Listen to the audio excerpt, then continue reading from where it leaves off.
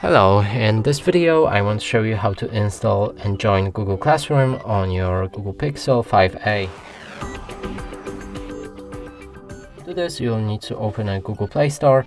Inside, find Google Classroom.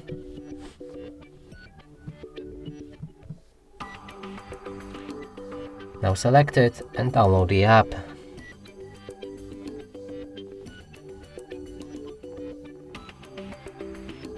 After installation process is complete, you can launch the Google Classroom, allow all of the permissions and click on Get Started.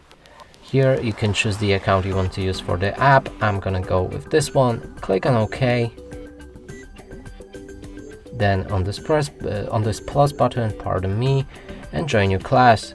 Enter the class code info right here, and afterwards this button right here should light up in blue. Click on it and you'll be joined with a class.